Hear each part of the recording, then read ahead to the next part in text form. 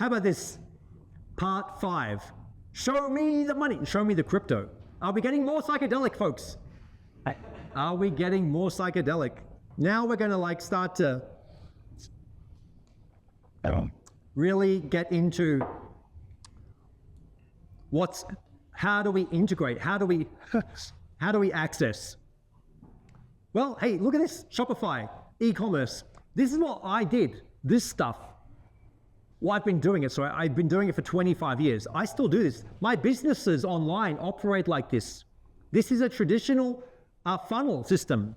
This is like an e-commerce funnel system. You get a product out to market, you subscribe to the newsletter, you get people to subscribe to the newsletter, you add products to the cart. This is the customer journey. So they go through, they subscribe, they put products in the cart. That means they haven't bought them. The next step is they finish the order, and the next one is they come back and buy again. And then the last one is they tell everybody. You see, what this is about is how do you start making money online? Because if you set up an online shop, you can make money while you sleep. Just keep remembering what Buffett said. If you don't make money while you sleep, you'll keep working until you die. That's what he said. He's a billionaire. So this kind of stuff, and there's many systems. I've been using one lately called Simvolley, and I've also used Shopify in the past. There's lots of really good tools online and plenty of videos all about how to set up an online shop. Because if you don't have capital, how are you going to get into Bitcoin when it's $50,000 per Bitcoin? One Bitcoin, and even if you buy one Bitcoin, it doesn't become 2 Bitcoin unless you trade it. And remember, more than 90% of traders lose money. In that trading view system, I was just telling you how you could get all those algorithms. More than 90% of people lose their money doing that. This is so complex. But if you can build a product that you like, that is fun for you and fun for other people, you have your own cash flow coming in with which you can do stuff like maybe buy some Bitcoin, but there's no financial advice ever in this conversation. And even if you hate math like this guy, he still loves counting the money. Okay, but I guess what you're really here for is not so much, this is not an e-commerce seminar. I did that for 25 years. While that is my foundation, while that is the foundation of all that I do, think about that. All that I do, my foundation is e-commerce and building platforms online that sell directly to customers. I just trained in that for decades while it was being built. There were none of the tools available. I had to code them. I had to hire PHP programmers to code shopping carts, when now you can get them set up for free this afternoon by pressing a button, and you can put a photo of a product and it will start selling instantly tonight. And then all you need to do is get a database, ask your friends to join an email newsletter. But basically, that's all a bunch of work. But everything's kind of work, right? Well, is it? What if you were able to create as much money as you wanted? Like the Federal Reserve, using blockchain and decentralized finance. Hang on, Barnaby we're too in the trip now. We're getting too trippy. He just said as much money as you wanted. No. He must be kidding, right? Yeah, let's see. What is this DeFi thing, this decentralized finance? We're really starting to move into the weeds. We're getting into the marshes. We're moving out there now. We've left the shore. We're going out, it's getting deeper. Here's Ethereum, set up by Vitalik Buterin. Remember that 20-year-old kid? Yeah, he made Ethereum. Programmable money. Programmable, what does that even mean? What is programmable money? And then, once he demonstrated how powerful it was, all the copycats come out. Binance Smart Chain. Guess what? Ethereum is open source code. It's open source code. You can copy all of Ethereum. Everything that was done with Ethereum can be completely copied. And Binance, the biggest exchange in the whole world, with hundreds and hundreds of billions trading daily, took some free code, copied it, and repurposed it for Binance Smart Chain, because Ethereum, every time you want to do something with Ethereum, they call it gas. A gas transaction happens and it costs you anywhere from 20 to $200, depending on what time of day you do it. Depends upon the application, per transaction. Each move you make one little move in Ethereum, $50. Another move, $100. Another move, I see some people nodding. It's like, yeah, for real. Binance, nope, 2 cents. Nope, 1 cent. Nope, half a cent. What? Polygon, this one up here. Just changed their name recently from Matic. Built out of India. Built out of China. Out of India. Well, anyway, but they're a layer 2 solution that sits on top of, inside of Ethereum. They're just like, it's like you got the big whale, and you got this little tiny fish that's sort of suckling on the side of it. That's Polygon. A couple of cents per transaction. So it's kind of like a side chain. Avalanche, just taking off big time, reinventing how the whole one works. Phantom and Harmony. All of these are what are called EVM compliant, Ethereum virtual machine. That means that whatever works in Ethereum, you can copy that code and make it work over here. And they're building the bridges between them. And I'm showing you, I'm taking you right there. Because it all works through MetaMask. This simple wallet that is free to install on your phone, in your web browser, in Brave or Chrome or Firefox, you set up your MetaMask and it connects up with any of those DeFi platforms, any of them that are EVM, Ethereum Virtual Machine compliant. That means Binance Smart Chain, Phantom, Avalanche, Harmony, all of those ones connect up through this one application that is free to use. And all that you need is, when you do it, you set up it takes like 2 minutes to set up. You allocate your password, which is a single line of numbers and letters, and your passphrase, which is 12 words. You could lose your computer, your phone, get it smashed, so long as you have those 12 words in the password written down, primarily those 12 words, and you can go anywhere. You could be in a cyber cafe in Beirut and type in those 12 words, and instantly your $10 million of crypto just arrives. Boom. So long as you have them, but you don't want to tattoo them on you, because somebody reads these 12 words, they got them too. That's all it takes, is knowing those 12 words, and they have the keys to your kingdom. They can go in there and take everything, and there's no support help desk. Oh. This is all on you. The whole enchilada is on you. That's why none of this can be recommended. Because what if you got a hold of $1 million and you put it in there and you lost your keys? You know, there's a guy who, he started mining Bitcoin as soon as it came out in 2009.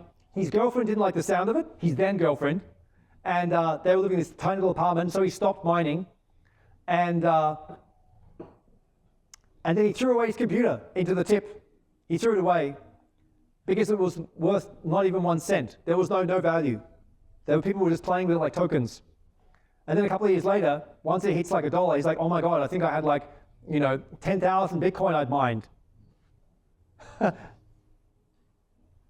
Now he has a team of excavators, a team in London of excavators going through the tip, looking for his hard drive every day, sifting through the rubbish, looking for the hard drive that was put there 10 years ago. Buried treasure. One of my friends, there's so many stories like these. The numbers of people that I'm in obviously deep in these circles. One of my friends, he was programming, and he started mining back in 2010. He told all of his friends that were really smart people in tech. They all said, oh, that Bitcoin thing, that's a scam, that's stupid. He'd already mined 10 or 20 Bitcoin. He'd mined them, and then he forgot about it because it was worth nothing. Then he upgraded his computer, and he threw away his computer into the tip. That allocation is worth $1 million right now, $1 million from the 20 Bitcoin that he threw away into the tip. Because his friends told him it was stupid. You want to be very careful about what kind of friends you have, so that you don't have to think about this dump this tip. Anyway, so these are some other terminology that we're going to be looking at in a moment. The APR, the annual percentage rate, and the annual percentage yield. Why are we going to start this? Now we're getting really financial again. It's like so boring, right? So like APR takes into account fees and other costs associated with a loan or investment and calculates the cost of the interest, including all costs. It also sometimes factors in the frequency, sometimes of compounding, but often, usually it has no compounding. The APR has no compounding as far as what we're talking about. APR is quoted by lenders, okay, whereas APY, the major difference is how it has compounding going on. So, what's the story with this? Like, so we had this Ethereum, these building blocks, these Lego pieces, and suddenly people started to get really smart. So Ethereum comes out in 2015, and they wanted to make it like a new kind of computer, a decentralized computer for the world. But by 2018, and the programming had got so sophisticated that people were doing computations and actually algorithmically investing and lending had started working directly on Ethereum. And so I started playing with it in 2018, investing in what they were not even called DeFi platforms yet. And so these ones sprung up after a while, Aave and Compound. So Compound, it's a great name for it, but compounding interest, there's a quote from Einstein, I should have included it. He said that compounding interest is one of the most powerful forces in the whole universe. Because if you take, it's like the thing of if you have a penny a day, which one would you rather have? $10,000 right now, or double a penny every day for a year? Well, if you do that for a year, you'll have millions and millions of dollars from doubling a penny every day. That's the power of compounding, when it compounds upon itself, which means that the greater the number, the interest rate reflects back on the total, and the next day, the next moment, back on that total again. So as the total expands, so does the return that you're getting. So non-compounding interest is the same every day, all the time. That's why compounding interest is so powerful. Here's some other stats, like compound interest rate. So if you have an estimated $1,000 on a CD, certificate of deposit, over a 3% interest rate that compounds daily, a daily compound over 3 years, or 3%, the starting balance of $1,000, by year 3, the final balance will be $1,094. Well, that's not going to save your life, from what Buffett was saying. What about Hex? So Richard Hart, who sets up Hex in 2019, he says, well, I think we can reinvent how this CD, this certificate of deposit works, and he does a smart contract on Ethereum with a 40% annual return. 40%. He built that 2 years ago. But the craziest bit isn't the 40%. That's what got everybody in. It's that when he released it, the .00000 price per hex, and how it's had a 10,000 times increase. So then you do the math on a 40% compounding plus a daily, like this 10,000x on the price. Literally, there are people in the forums who put $100 in. Every $100 became $1 million in the last 2 years. 2 years of Hex, $100. $100 in 2 years becomes $1 million with a 40% annualized return.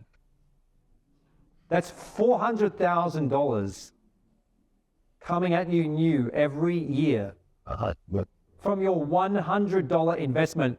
I won't have time for questions, I'm sorry. So what's going to happen is that your brain is going to start melting from this point. So you have to understand, that was kind of the context. I tried to set it up from the beginning, that you would not be able to keep up with me. You will not be able to follow this from this point. We're at Hex. We are halfway through, and you're already bleeding out of the ears. You're already like, no, I can't handle this. And I haven't shown you anything yet.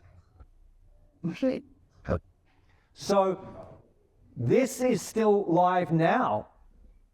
Richard Hart is an individual who puts out countless YouTube videos wearing his fancy little hat. He is the most divisive person in cryptocurrency. He is hated deeply and loved enormously. Who do you think loves him? The people who put $100 in, right? What about if they put $1,000 in? What if you put $10,000 into Hex 2 years ago? And yet they were all getting messed up by the gas fees. Everybody was paying $100 a pop. It wasn't like that when he started. When he started, the gas fees were $2.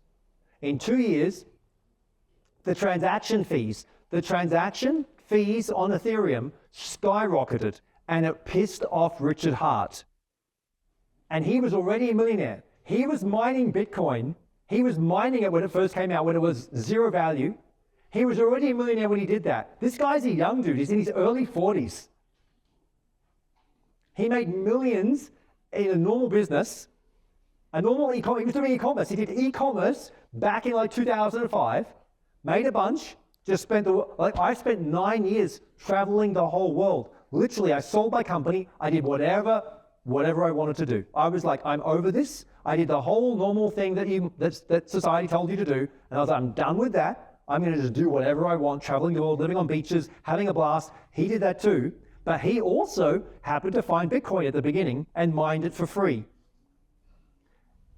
But why I missed out on following up with Richard Hart, because I was listening to him intently. He was a maxi. That's what you call them, a Bitcoin maxi. They are a maximalist. Everything that is not Bitcoin is evil. Bitcoin is one ring to rule them all, one coin to rule them all, and it shall be Bitcoin. It will dominate all. Ethereum is inferior.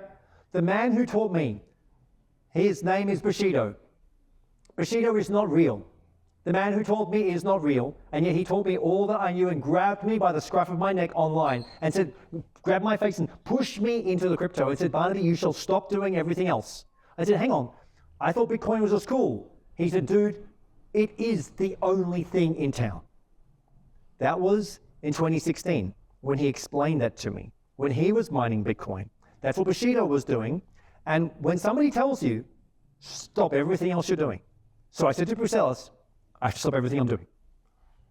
I'm just going to look at Bitcoin. I'm just going to look at crypto. It took me 4 months being the technologist. Look at the level of sophistication I have around technology. 4 months to buy my first Bitcoin of daily attempts. And CEX was a major exchange. And I tried to buy my first Bitcoin, $500. They just stole the $500. A major exchange. They disapproved my KYC, my know your customer, and after 10 support tickets, just ignored me. And so that was my first encounter with attempting to buy Bitcoin. And Bushido, I would message him, texting, never a phone call with Bushido. Bushido is not real. Never a phone call, but he was there, and he would just say, oh, try something else. That was it. Oh, try something else. I would knock on his door. He was an expert trader, already making millions, had all of his mining operations set up. He told me all this because he knew I didn't know who he was. He knew I would never find him. And for some reason, I know the reasons, but he liked me. And so I really respected the maxis because of Bushido. The maximalists taught me. And so Richard Hart was a maximalist until the day he wasn't. When he gave up, he declared on his YouTube video, I'm giving up, Bitcoin's stupid. I was listening to this man for years. Imagine the level of respect I had for him. I had all this respect for Richard Hart, and then after him telling me how it was the only game in town, he tells me and everybody else is stupid. I lost all respect for Richard Hart. And then he says, I'm just going to be like everybody else and push out my own coin. I can remember the day I'm listening to him. I can remember. And I felt hoodwinked. I felt cheated. I felt lied to by Richard Hart. I was like, who are you, man? I've been listening to you for years. Now you're telling me that all that stuff that you told me before was true isn't true anymore? Yeah, dude, he says, the game's changed. Guess what? Things keep changing. That's old tech. I'm making something new. Can you keep up with the times? Bitcoin's changed. Bitcoin's old tech. Bitcoin is stupid. I'm launching something new. It's called Hex. It's going to be cool. It's going to go 10,000x. Yeah, man. Yeah, right. You with your funny top hat and everything. You look a bit. Now I'm thinking you're looking stupid. I used to think you look smart, but now my bias, I'm thinking you look stupid. I'm not going to buy you a stupid Hex coin. So I see it come out. And they're just like, no. Stupid Hex coin. Where are we now? So 10,000x return. $100 a pop per transaction gas fee on Ethereum. What does Richard Hart do? He forks. That's the terminology. You fork it. That's when you copy and paste. Who here can do copy and paste? You can all copy and paste. He copies and pastes Ethereum. Richard Hart, an individual, a man. Remember how we've been talking about people here? We talk about the people because they're real. We don't know their geo-coordinate, but we know that they're real. And he copies Ethereum and makes Pulse. And he tells everybody, I'm going to launch a fork of Ethereum, a better version, costing 1 cent per transaction, and all these extra speed, and all these other bells and whistles. And if you want to participate, just give me your crypto, just give me your money, just give it to me. It's called sacrificing. He set up a webpage. You sacrifice your money, as much money as you want to sacrifice, and I'm giving you nothing. Yeah. On the page, I'm giving you nothing. There is no expectation of a return. You just send me as much money as you want.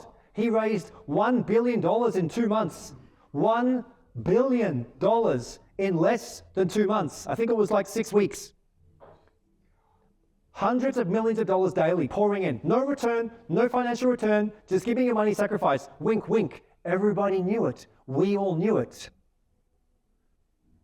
In the communities, when you go into the telegrams, in the discords, which is what you have to do with this crazy world, under the underbelly, wink, wink, everybody.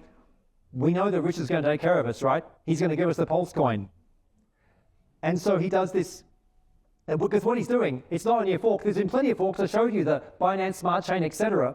They've literally just forked it, but he's forking and copying and airdropping every single Ethereum token. The whole of the Ethereum network is being pushed onto the Pulse chain, which is the most divisive thing to do, and he is hated for all of this, and everybody says it's going to crash and burn. And so it still hasn't come out yet. And he stopped the sacrifice. He said, you're not allowed to send any more money out. And then he changed his mind the next week. You can keep sending money. Everybody said that he's a scam artist. The Hex is a scam. Pulse is a bigger scam, dude. Scam, rug pull. It's always been up. There's people just they're buying a house a week. Some of them are buying a house a day. These are real people with this because they know how to take the crypto and turn it into fiat. And he says that he's going to do more than that with this Pulse chain, which he is estimating will be out live on mainnet. That's what they call it, production level code, mainnet, not testnet, in 4 to 12 weeks. So the community keeps on growing and people keep buying it. The price, I'm not even going to say, it's too stupid. Everything I just said is stupid, so you probably shouldn't pay attention. But anyway, this is Hex. And so then after Hex, then out comes Binance Smart Chain.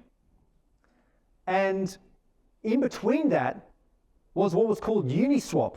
You see, remember, it's heavy because we're in the thick of we're going deep into the trip. This is like the deep, and we're having a lunch break soon. It's coming up soon just because this is like, whoa, man, no, this is getting like way out of control. But we're not even touching upon the way out of control stuff yet, okay? Rebasing is coming.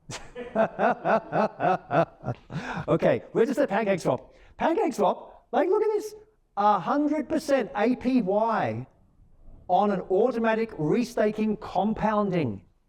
They set up the automation, auto cake. They call it Do you trust your money, your hard-earned money, with a company called PancakeSwap on the Binance Smart Chain that's a fork of Ethereum copied by the Chinese government?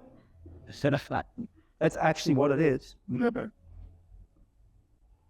I'm just telling you, I'm just the messenger here today. But there's billions, you should look up at the market cap of how many billions and billions and billions of dollars are traded in this DEX, this decentralized exchange.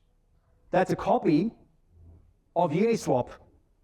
Everything, they just go and copy the code. If you know how to copy and paste, and then you want to hire a programmer and say, can I just pay you $10,000 and can you make a copy of PancakeSwap? Maybe, there you go. Then, okay, so then something very interesting comes out called Stronghold. Oh, sorry, Strongblock. Strongblock, 18 months ago, they want to start rewarding the node operators, the people who are maintaining the nodes on the networks, which are not, for whatever odd reason, being rewarded. So they set up this platform. And it's crazy at this point when you're like, oh my God, this is kind of sounding boring. But they figure out how to give you a 1% return per day. 1% per day. But then you go, that's kind of boring, isn't it? Well, I don't know, is it? Like, you should really pull out Excel and start playing with it around these numbers. Here's the crazy thing, the way that Strongblock works, you can buy these nodes. So when it launched like 18 months ago, I think each strong was $10. They're now about $450 per strong token. And it's on the Ethereum blockchain. And you need 10 strong to buy one node. So when it started, you needed $100. Now you need $4,500 to buy a strong node. And when you buy the strong node on that DeFi platform with MetaMask, I'm taking you there. You have to just follow with me. You use your MetaMask to buy the Strongblock node. It takes all the money away, meaning you bought it. You give them the $4,500 and it's gone. It goes into that system and then they pay you back at this 1% per day. So that means you'd be getting, from your $4,500 purchase of one node, you're getting $45 a day. And it doesn't stop? Hang on, man. Hang on. No. You mean for 18 months, it doesn't stop? You just keep getting this 45? Dude, what the? Like, seriously? Yeah, that's kind of crazy. What if you bought 100 nodes? I don't know, then it gets really nuts, right? That's Strongblock. Okay, we're moving at speed because you only have this very limited window. Remember how I'm quoting Klaus, I love Klaus. You know, limited window, we have a limited window. I have a limited time with you today, and I'm just gonna, it's a fire hose of information that will leave you drenched. Now we're looking at Doge and Shiba.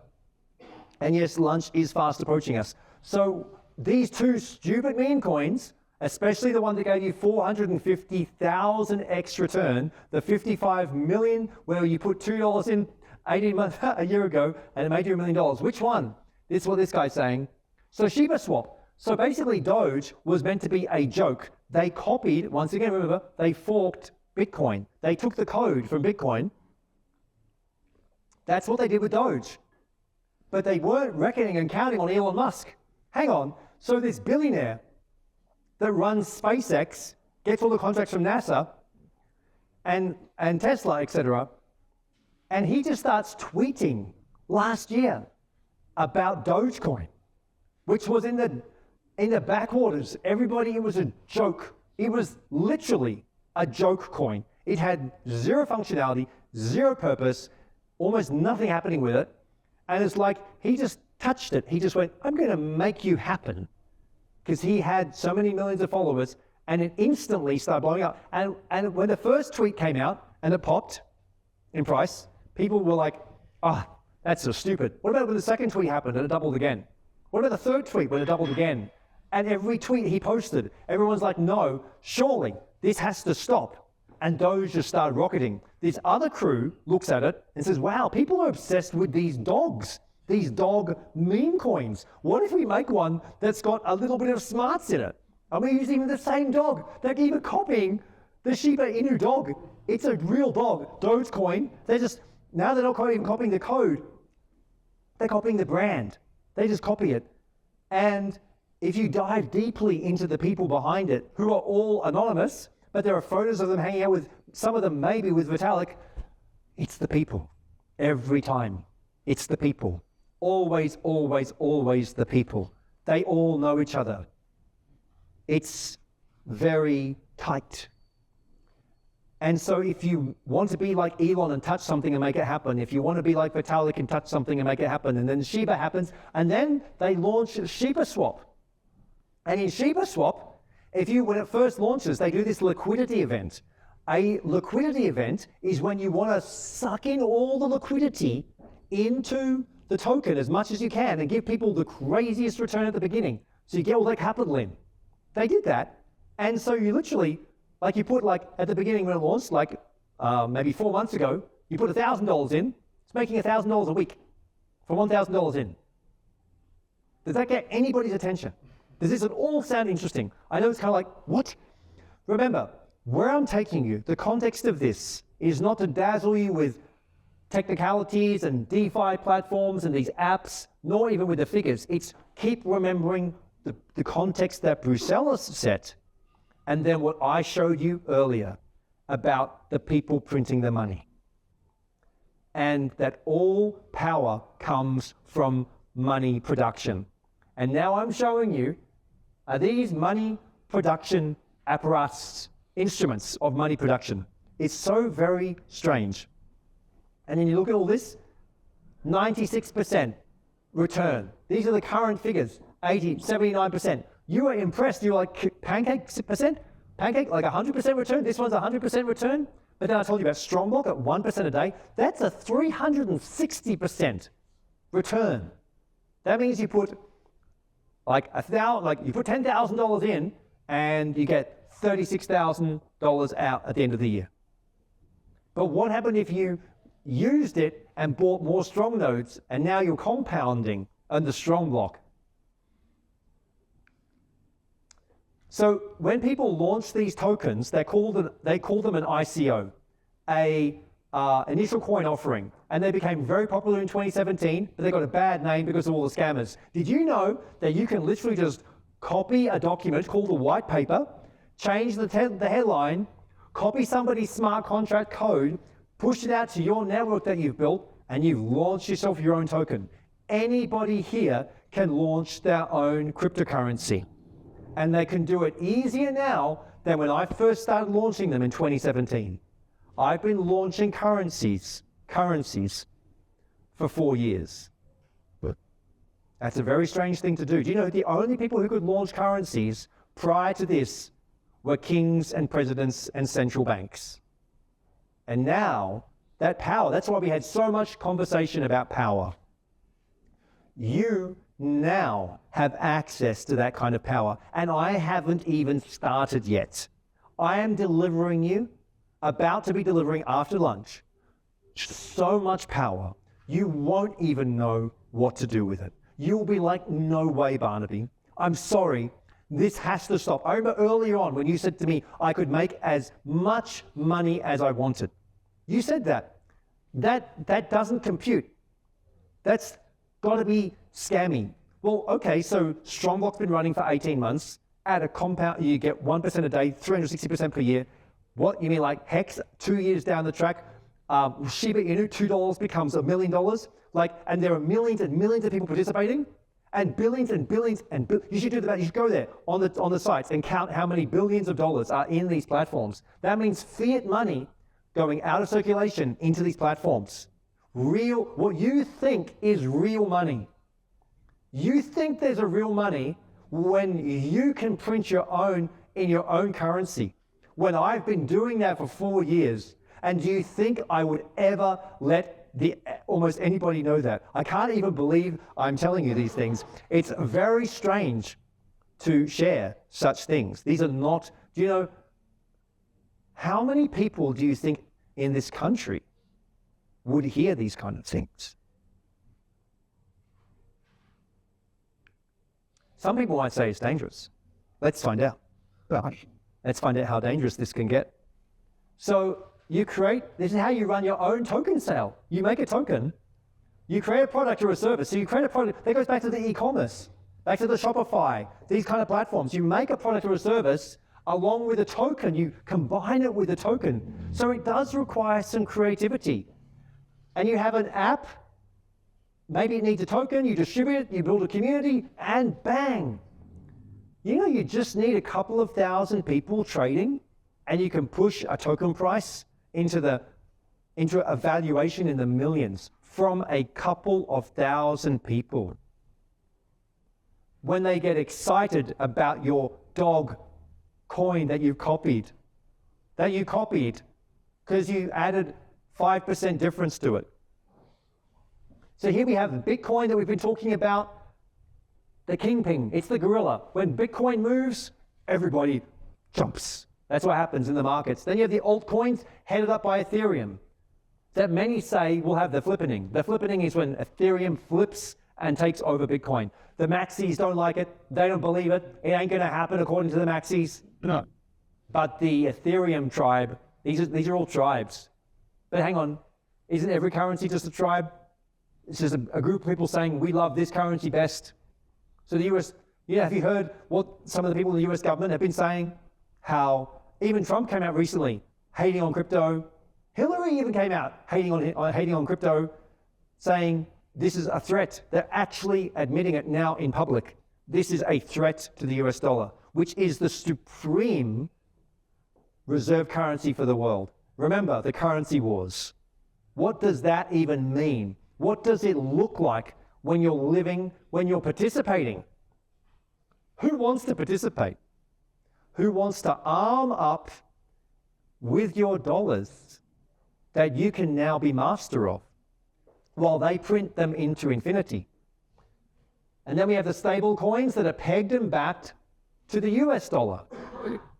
So these are becoming the underpinning. So Tether, while people think that it's Bitcoin that is running the markets, that has the most capitalization on the trading volume, no, it's Tether. And then you have fiat. I don't know about you, but I wonder at what point do you start getting bored with the US dollar? At what point today, maybe you're already there. Maybe you're like, whoa, this whole US dollar thing, this whole fiat, and it's getting pretty boring real fast. But now, is it boring? Is the US dollar boring? Not to the Fed, not to the banksters, not at all. And not to the folks, the good folks at Tether. So, hang on, but Tether's really boring. Tether's just always only $1. Yes, but if you could print as much Tether as you wanted to, and if it was the underpinning of all the crypto markets, because all the exchanges had the liquidity inside Tether, well, not all, but the majority of them. So hang on, did Tether, it must have just happened, right? Like Tether just sprang up one day, it was just invented itself. No? Oh, you mean that back in those whales, those guys, that Brock Pierce guy? Oh, so he set up Tether with some of his buddies, that man who's in many, many interviews, that man who's very proud of making Tether, who also actually became the chairman of Bitcoin. So interesting what individuals can do, especially when they're capitalized. Capital plus intentionality plus a plan. Remember, he started off as a child actor, and then he discovered video games. Video games, that's nothing serious. You can't make money out of video games. Well, hang on. Can you sell in-item purchase items inside World of Warcraft? And what happens if you hire massive teams out of China to start playing? You pay people to play World of Warcraft as a living wage, and then they start making items for you that you start to have tradability. And then after that, you find out about Bitcoin. Wow. And then you buy a bunch of Bitcoin, and then you figure out that all the markets are kind of unstable because Bitcoin's all over the place. What happens if we add stability? What if we build into the system of tradability a new kind of reserve currency, one that is pegged to the favorite currency of every person, all 8 billion people in the world, all 8 billion. All they hear about is the US dollar. US dollar, US dollar, give me more US dollars, please. That's what they all want. Brock Pierce figured out, wow, we could make our own US dollar. We could call it Tether. We could set up with some banks. We could stitch things together and connect them up. It's so interesting how all of that connects together. And then Binance comes along and they copy Tether. And then USDC coin with Circle and Coinbase. And so then the US Securities Commission, the SEC, hang on, this is getting out of control, guys. You're taking our currency, you're printing it. We're the only ones allowed to print it. We're going to sue the ass out of you. And so they keep on This is the US government. The US government starts suing Tether. We need to see your audits. We want to see proof of the asset backing because you say you have all the assets. Why did Tether never do an audit? Hang on. So the currency that underpins all the crypto markets, all the trading, never did an official audit with one of the big four, PricewaterhouseCoopers, etc. Hang on. So you're a billionaire. PricewaterhouseCoopers charges you $10 million to do the audit, but you don't do one. You can just look into these facts. No, but we've got our accounting firm and we've given you a PDF. You've given me a PDF from your accounting firm, from your bank, that shows the assets that back up. Okay?